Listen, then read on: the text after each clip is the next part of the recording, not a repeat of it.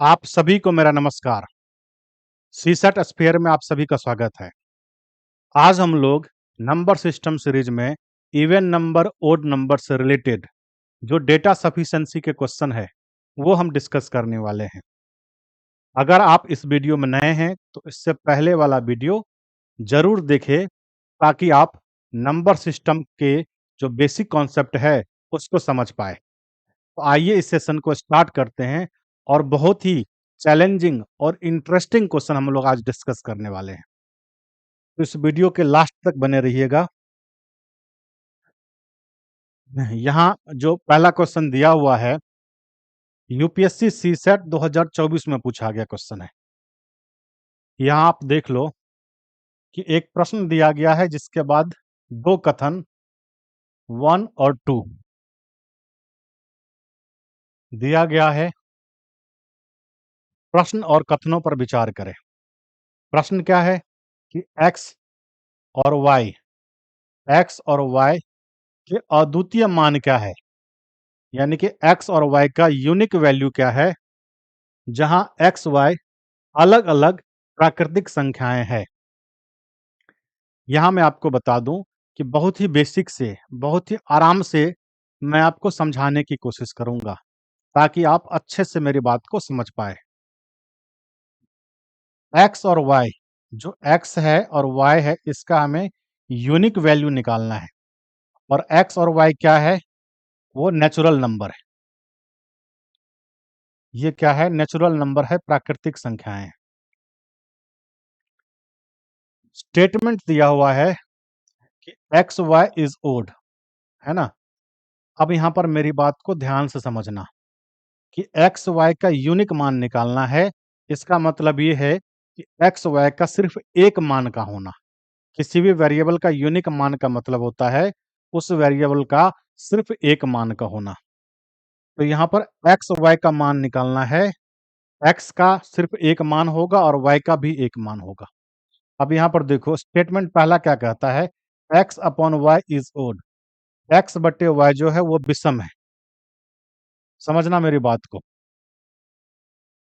देखो यहाँ पर एक्स अगर 5 हो और वाई क्या हो? 1 हो, तो क्या हो जाएगा? ये 5/1, 5/1 ओड हो जाएगा। एक्स अगर 12 हो, वाई अगर 4 हो, तो 12/4 क्या हो जाएगा? 12/4, 4 3 जा 12, यानी कि यहाँ भी एक्स अपॉन में वाई जो है वो ओड हो गया। इसका मतलब ये है कि एक्स अपॉन वाई इज जो ओड जो है, तो यहाँ पर एक्स के मान और वाई के मान एक से ज्यादा है। यहाँ पर देखो बहुत सारे मान है। यहाँ पर एक्स का मान 5 है, वाई का मान 1 है, तब भी ये ओड आएगा। एक्स का मान 12 है, वाई का मान 4 है, तब भी ये ओड आएगा। एक्स का मान 7 और वाई का मान 1 हो जाए तब भी ये ओड आएगा, है ना। तो स्टेटमेंट पहला जो है वो इनसफिशिएंट है। इससे हम ये नहीं बता पाएंगे कि एक्स का यूनिक मान क्या है और वाई का यूनिक मान क्या है। तो स्टेटमेंट 1 से नहीं बता पाएंगे। दूसरा स्टेटमेंट देखो, एक्स वाई बराबर में 12। यहाँ पर दिया हुआ कि x गुना y जो है वो 12 है। अब समझो मेरी बात को ध्यान से। 1 मल्टीप्लाई में 12, x अगर 1 हो और y 12 हो, तो ये 12 होगा।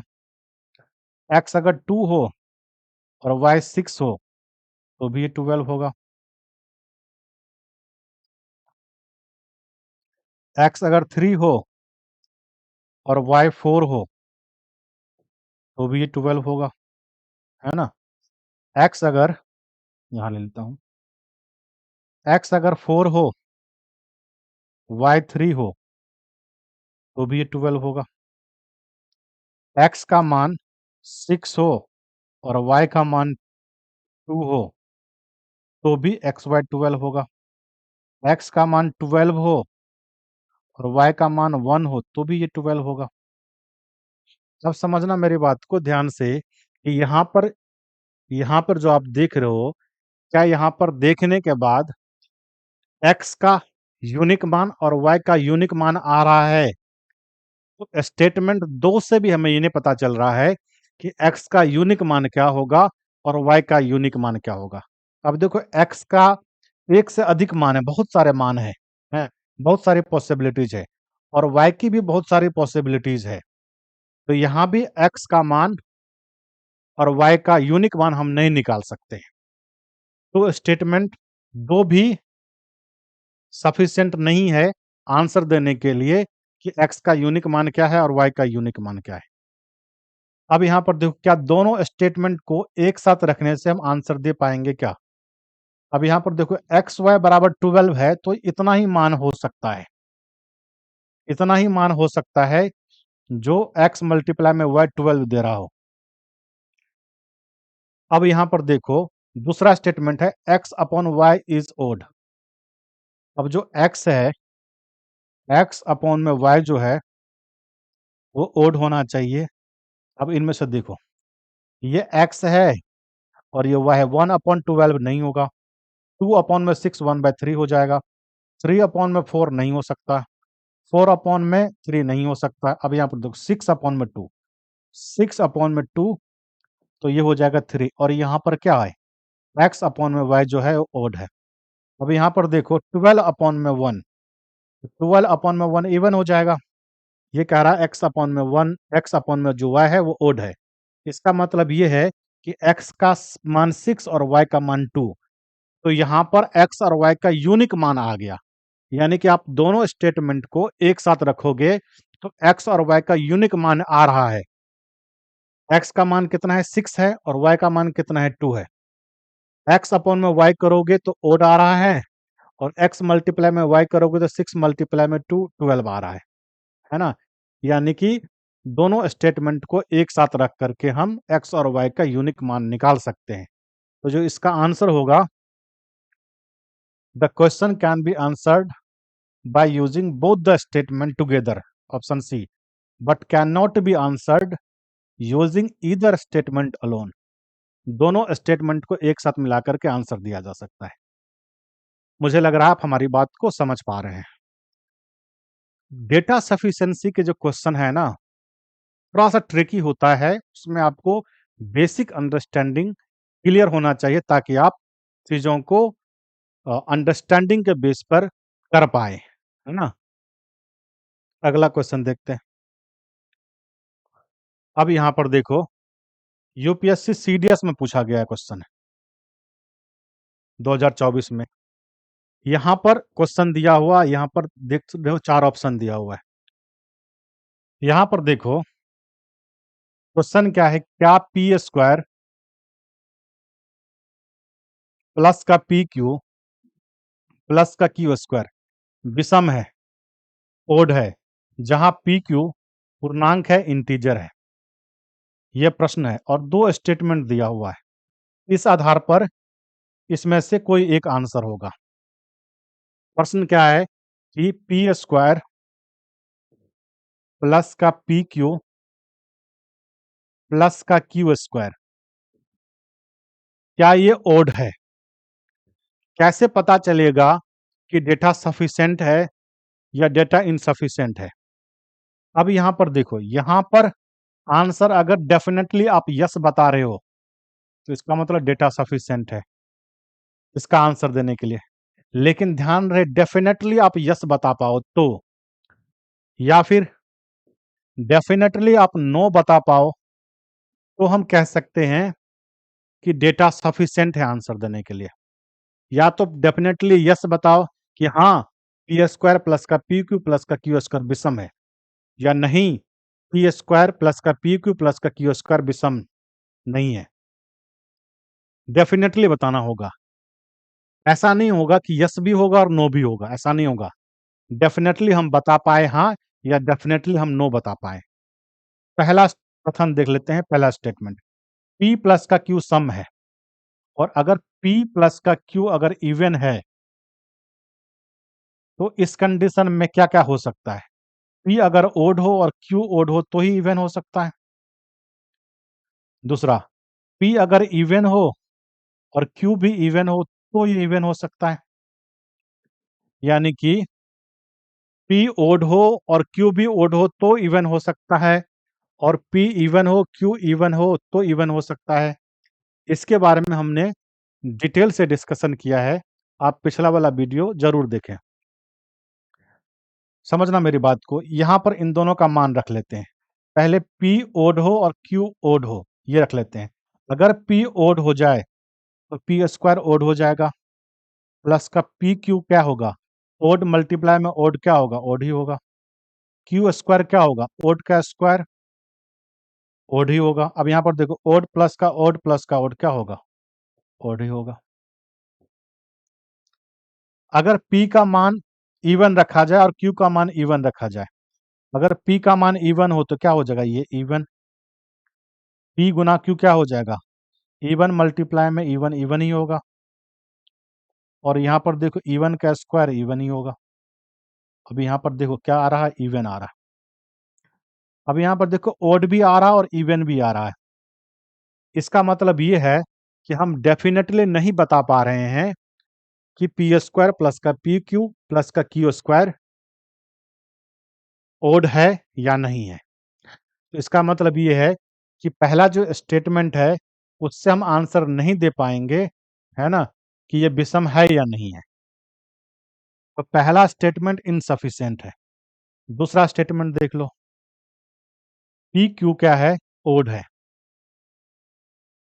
पी मल्टीप्लाई में क्यू विषम है, कब हो सकता है, पी अगर ओड हो और क्यू क्या हो, ओड हो। यानी कि P और Q दोनों ओड हो तो दोनों को मल्टीप्लाई करेंगे तो विषम होगा। अब समझना मेरी बात को कि ये पी स्क्वायर प्लस का पी क्यू प्लस का क्यू स्क्वायर, अब यहाँ पर दोनों ओड होगा तो ये देखो, ये ओड हो गया, प्लस का P मल्टीप्लाई में Q, ओड मल्टीप्लाई में ओड, ओड प्लस का क्यू स्क्वायर क्या होगा, ओड होगा। अब यहाँ पर देखो, ओड प्लस का ओड क्या होगा, ओड ही होगा। अब यहाँ पर देखो, दूसरे स्टेटमेंट से हम डेफिनेटली बता पा रहे हैं कि पी स्क्वायर प्लस का पी क्यू प्लस का क्यू स्क्वायर क्या है, ओड है। तो यहाँ पर स्टेटमेंट 2 क्या है, सफिशिएंट है इस बात का आंसर देने के लिए कि क्या ये विषम है ना। स्टेटमेंट 2 से हम आंसर दे पा रहे हैं डेफिनेटली कि ये जो एक्सप्रेशन है वो कैसा है, वो विषम है, ओड है। तो इसका आंसर हो जाएगा, वो ए हो जाएगा। The question can be answered by using one of the statement alone but can not be answered using the other statement alone. दोनों स्टेटमेंट में से किसी एक स्टेटमेंट से ही हम इसका आंसर दे सकते हैं। तो इसका आंसर हो जाएगा ऑप्शन ए। मुझे लग रहा है आप हमारी बात को समझ पा रहे हैं।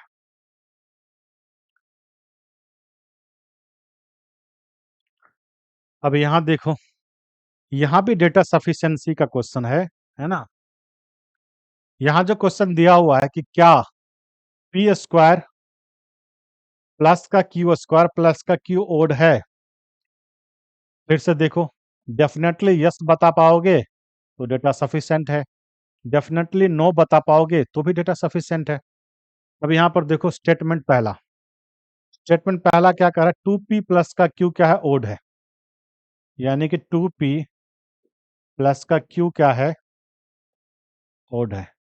अब यहाँ पर देखो, यहाँ पर ये जो है, यहाँ पर p क्या होगा, p अगर ओड होगा या इवन होगा, कुछ भी होगा। यहाँ पर दिया p q क्या है, धनात्मक पूर्णांक है, इंटीजर है, तो फ्रैक्शन नहीं ले सकते हैं, इस बात का ध्यान रखना है। अब यहाँ पर देखो कि p इवन या ओड कुछ भी हो, 2 से मल्टीप्लाई करके क्या हो जाएगा, वो इवन ही हो जाएगा। यानी कि यहाँ पर ये इवन आ गया और यहाँ पर Q को ओड होना होगा, यानी कि इवन प्लस का ओड ही ओड होगा। अब यहाँ पर ध्यान देने वाली बात ये है कि हम यहाँ पर ये नहीं बता पा रहे हैं कि P इवन है या ओड है। यहाँ पर हम ये नहीं बता पा रहे हैं कि P इवन है या ओड है। इवन भी हो सकता है, ओड भी हो सकता है, हमें पता नहीं है। अब यहाँ पर देखो कि पी स्क्वायर प्लस का क्यू स्क्वायर प्लस का क्या होगा, क्यू, है ना। पता करना है कि ओड है या नहीं है, ओड है या नहीं है। अब यहां पर देखो, p का मान अगर ओड रखा जाए, ओड का स्क्वायर ओड होगा, और q तो ओड है ही, तो ओड हो गया, और प्लस का q ओड है, तो ओड प्लस का ओड प्लस का ओड क्या होगा, ओड ही होगा। और अगर मान के चलो p इवन हो जाए, ये इवन हो जाए, तो इवन का स्क्वायर इवन होगा, ओड का स्क्वायर ओड होगा, और प्लस का क्या होगा, ओड ही हो जाएगा। अब यहाँ पर देखो, ओड प्लस का ओड इवन, और इवन प्लस का इवन क्या हो जाएगा, इवन हो जाएगा। तो यहाँ पर पहले स्टेटमेंट से परफेक्टली, डेफिनेटली हम नहीं बता पा रहे हैं कि जो एक्सप्रेशन है, ये जो एक्सप्रेशन है वो ओड है या नहीं है। तो इसका मतलब पहला स्टेटमेंट इनसफिशिएंट है इसका आंसर देने के लिए कि ये एक्सप्रेशन ओड है या नहीं है। अगला स्टेटमेंट देख लेते हैं। देखो, जो अगला स्टेटमेंट है, q माइनस का 2p is odd, q minus का 2p जो है वो ओड है, ये स्टेटमेंट दिया हुआ है। अब यहां पर देखो, 2 से मल्टीप्लाई होकर के ये इवन ही होगा, इवन होगा, इसका मतलब अगर ये ओड होगा तभी ओड माइनस इवन जो होगा वो ओड होगा।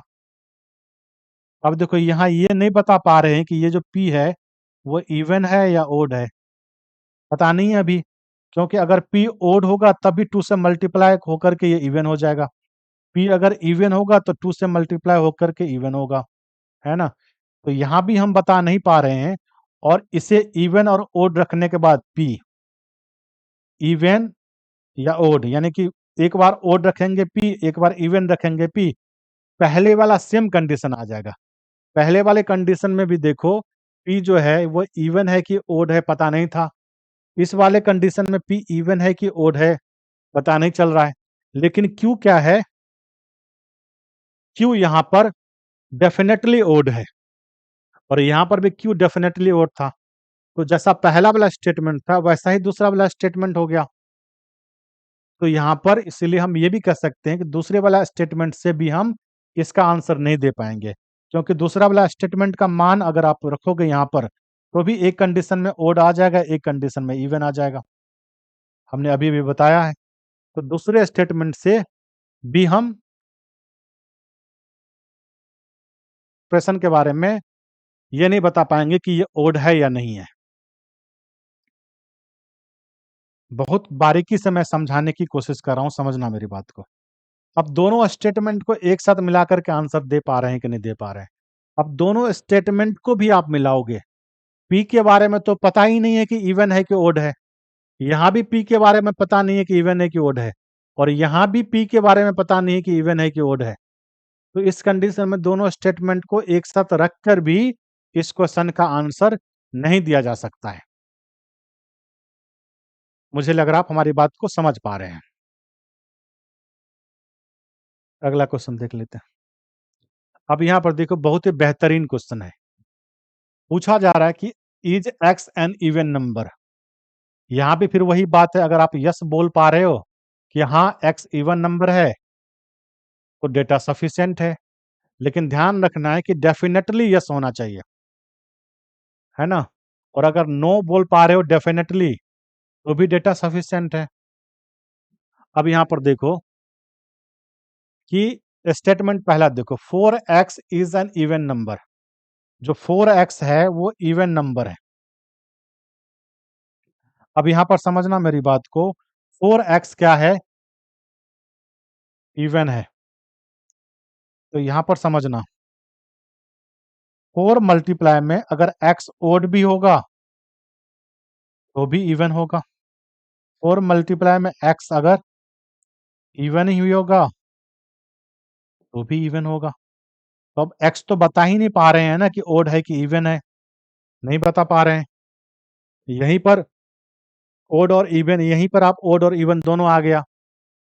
पहले वाले स्टेटमेंट से तो हम नहीं बता पाएंगे कि x क्या है, इवन है या नहीं है। दूसरा वाला स्टेटमेंट देखो, क्या रहा है कि 3x क्या है, एक सम संख्या है यानी इवन नंबर है ना। अब समझना मेरी बात को, एक्स क्या हो सकता है? एक्स क्या हो सकता है? एक्स इवन हो सकता है। 3 मल्टीप्लाई में इवन बराबर इवन होगा। क्या एक्स सिर्फ इवन हो सकता है?